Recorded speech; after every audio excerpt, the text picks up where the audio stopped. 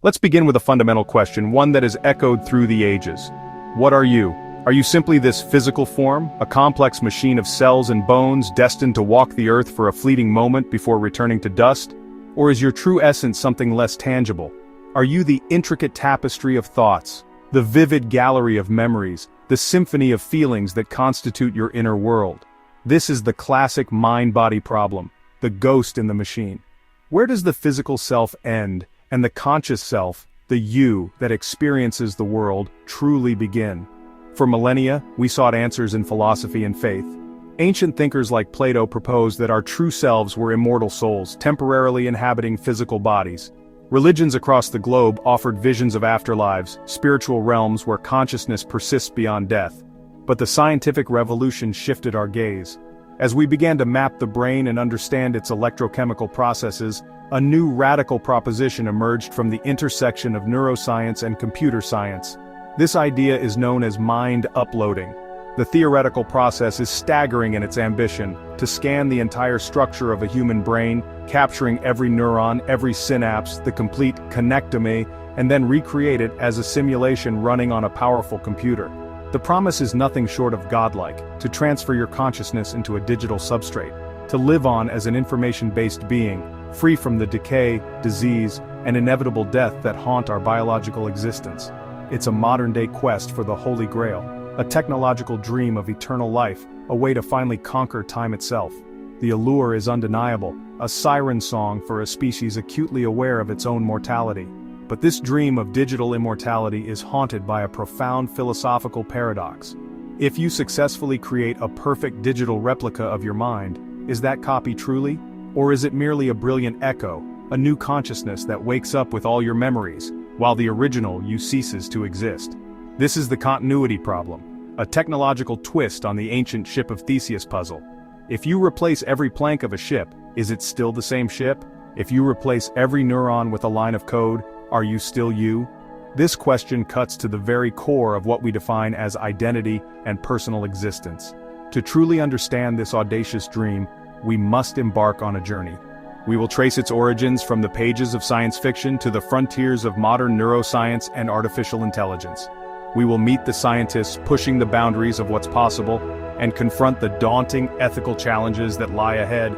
Is mind uploading the next step in human evolution, or a cautionary tale in the making? Long before scientists took it seriously, the disembodied mind lived in the pages of science fiction. In an era of vacuum tubes and colossal computers, capturing consciousness was pure fantasy, but sci-fi was a laboratory for the impossible. The 1950s in particular provided the perfect crucible. It was a decade of contradiction. Post-war optimism about technology launching humanity to the stars, set against the chilling Cold War anxiety of nuclear annihilation, and the loss of individual identity. This tension between technological utopia and dystopian control became fertile ground for radical ideas. One of the most powerful early visions came from Arthur C. Clarke. In his 1956 novel, The City and the Stars, the citizens of Diaspar achieve immortality. Their consciousness patterns are stored in the city's central computer, reborn into new synthetic bodies after long periods of inactivity. It was a vision of a perfected, stable society, preserving its culture and knowledge for eons. But Clarke also hinted at a profound cost. In conquering death, had Diaspar lost the spark of life, becoming a beautiful, eternal museum where nothing truly new could happen? But for every utopian dream, science fiction offered a dystopian nightmare. Frederik Pohl's The Tunnel Under the World flipped the concept on its head. The story's protagonist discovers his entire town is a miniature simulated reality. He and his neighbors are not people, but digital copies of people who died, their consciousnesses trapped in a computer. They are forced to relive the same day over and over, unknowingly serving as captive test subjects for an advertising agency. It was a terrifying premonition of digital exploitation, where consciousness itself becomes a commodity. Together, these foundational stories forged the vocabulary for a digital eternity, establishing the core conflict, the serene immortality of a digital heaven versus the nightmarish imprisonment of a simulated hell. They planted a seed and a warning: if we could build it, should we? The ghost in the machine was no longer just a philosophical metaphor. Soon, bold thinkers would treat it as an engineering problem to be solved. In the 1970s and 80s, a new generation saw the brain as an information processor. Jacques Vidal coined brain-computer interface, not uploading but direct brain-to-computer control. Moving cursors, commanding robotic arms, the brain's signals could be read and used. A narrow bridge between mind and machine had formed. Hans Moravec proposed scanning and simulating neurons, gradually replacing brain function with a computer. If gradual, consciousness might shift without interruption. You would walk out uploaded. Many scoffed, but he framed uploading as an engineering problem, not magic. Next, the idea found a new home: the early internet. The web-connected enthusiasts. Mind uploading became a transhumanist destiny. Extend life, increase intelligence, enhance well-being, the ultimate victory over our biological prison. They argued methods: Moravec's gradual replacement versus scan and copy. Cryonics joined the cause, an ambulance to the future where nanotech might reconstruct minds. By the 1990s, uploading was a central futurist pillar, an ideology with a growing community. Fiction-inspired speculation. Speculation fueled movements that pushed research. Advocates framed it as humanity's greatest project, digital salvation through wires. But what does the science actually say? The 21st century brought a torrent of data and an arsenal of new tools, fueling a modern quest for digital immortality. After cracking the human genome, the brain seemed the next frontier. With computational power exploding, the dream of translating consciousness into code felt tantalizingly close. But decades in, uploading remains science fiction. Ambitious projects like the Blue Brain Project simulate tiny brain circuits, creating breathtaking digital reconstructions of thousands of neurons. These are monumental achievements, yet they are utterly dwarfed by the staggering complexity of our own 86 billion neurons. We're modeling a single street in a planet-sized city. Brain-computer interfaces have opened a direct dialogue with our neurons. Miraculous technologies allow paralyzed patients to move robotic arms and even feel sensation again. But this is a conversation, not a download. BCIs listen to the firing patterns of a few hundred cells in one specific area, tapping into the brain's electrical chatter, not performing a whole brain scan. Artificial intelligence has become an indispensable partner. AI algorithms sift through petabytes of data, detecting subtle patterns in brain activity that no human could spot. They help us model memory formation and predict neuron behavior. We use the brain to build smarter AI, which in turn helps us unlock the brain's own secrets. Brain mapping, BCIs and AI are our front line, the tools of modern-day cartographers charting the inner cosmos. But their maps are still filled with massive blank spaces, revealing more than anything, the sheer scale of the mountain we have yet to climb. The first great wall is resolution. Our best non-invasive tools like fMRI see the brain in blurry strokes. They measure blood flow, a slow, indirect proxy for neural activity. A single fMRI pixel contains hundreds of thousands of neurons. It's like trying to understand a city's conversations by looking at its power grid from space. The synapse by synapse detail isn't there, and the detail required is staggering. It's not just the connections but the ever-changing strengths of 100 trillion synapses. It's the precise distribution of proteins, the vital role of glial cells, and the layer of epigenetic marks controlling gene expression. These are vast, dynamic, and largely uncharted territories. To get this molecular-level detail, the only known method is brutally destructive. Molecular connectomes of tiny insect brains are built by preserving, staining, and slicing the tissue into thousands of nanometer-thin layers for an electron microscope. This process takes years and cannot be performed on a living human. The problem of scaling this from a fruit fly's 100,000 neurons to a human's 86 billion is monumental. The number of connections explodes into the hundreds of trillions, creating a dataset of unimaginable size.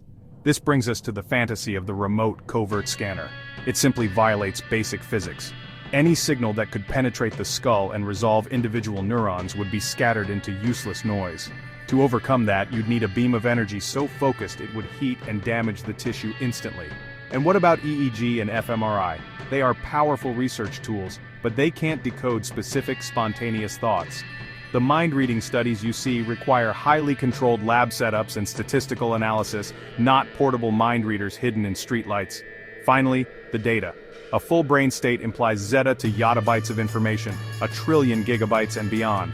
That's potentially more data than exists on the entire internet today, just for one mind. Storing and then running this simulation is economically and logistically impossible. Real neuroscience is slow, painstaking, and invasive. The secret scanner is a powerful myth, not a scientific reality. We can neither copy a mind nor scan one remotely. The dream remains a distant, fascinating thought experiment. Yet in the shadows of the web, a darker story spreads. Replace a ship plank by plank. Is it the same ship? Replace neurons gradually, as Moravec proposed. Many think continuity survives. But scan and copy creates a twin. Your digital replica believes it is you, yet you still stand here.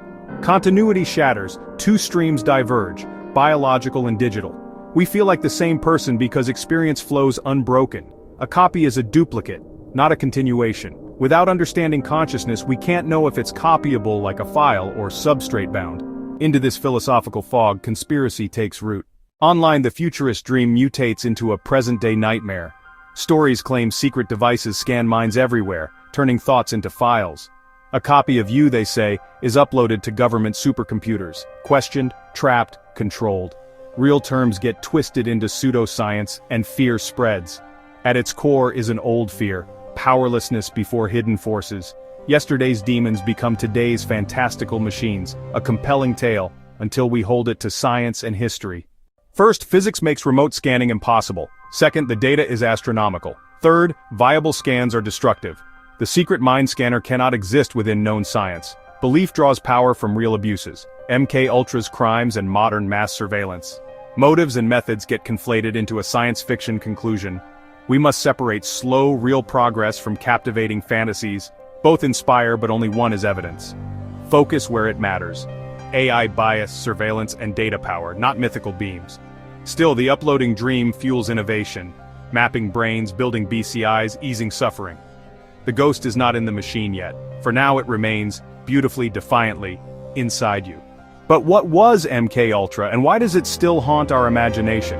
MKUltra was a secret CIA program launched in the 1950s aiming to develop mind control techniques using drugs, hypnosis, and psychological experiments, often without the subject's consent. Victims included prisoners, psychiatric patients, and even unsuspecting citizens. The program's existence was hidden for decades, only coming to light in the 1970s through congressional investigations. The revelations were shocking. Government scientists had dosed people with LSD, conducted sleep deprivation, and tried to erase or implant memories. MKUltra became a symbol of real, documented abuse, fueling distrust in authority and inspiring countless conspiracy theories about mind control and secret experiments. Its legacy is a cautionary tale. When science is hidden from public scrutiny, the line between research and abuse can vanish. Today, MKUltra reminds us why transparency and ethics matter in neuroscience and technology.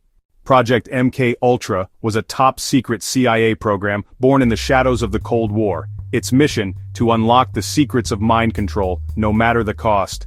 The program began in 1953, fueled by fears of communist brainwashing and the race for psychological supremacy. CIA Director Alan Dulles and chemist Sidney Gottlieb led the charge, recruiting former Nazi scientists and launching 149 sub-projects across North America. Universities, hospitals, and prisons became secret laboratories. The CIA experimented with LSD, barbiturates, and other psychoactive drugs, hoping to shatter and rebuild the human mind. Operation Midnight Climax set up hidden cameras in city apartments, where unwitting citizens were dosed with drugs and observed through two-way mirrors. The methods grew darker: hypnosis, sensory deprivation, electroshock, and psychological torture, all in the name of control. Consent was rare. Prisoners, psychiatric patients, and everyday citizens became test subjects, often without their knowledge. The Nuremberg Code was ignored. Notable victims emerged. Frank Olson, a government scientist, died under mysterious circumstances after being dosed with LSD. Author Ken Kesey volunteered for experiments. Mobster Whitey Bulger was a subject in prison. For decades, MKUltra was hidden. The CIA destroyed most records in 1973, but in 1975, journalists and congressional investigators exposed the truth. The Church Committee and Rockefeller Commission revealed a pattern of abuse and secrecy. The revelations shocked the nation.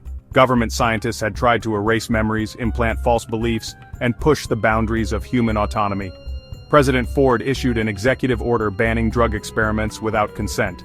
MKUltra became a cautionary tale, a warning of what happens when oversight fails and ambition overrides ethics. Its legacy endures, fueling suspicion toward new technologies and government power. Today, as neuroscience and AI advance, the lessons of MKUltra are more vital than ever. Transparency, consent, and ethics must guide every step. When science is wielded in the shadows, the consequences can haunt generations.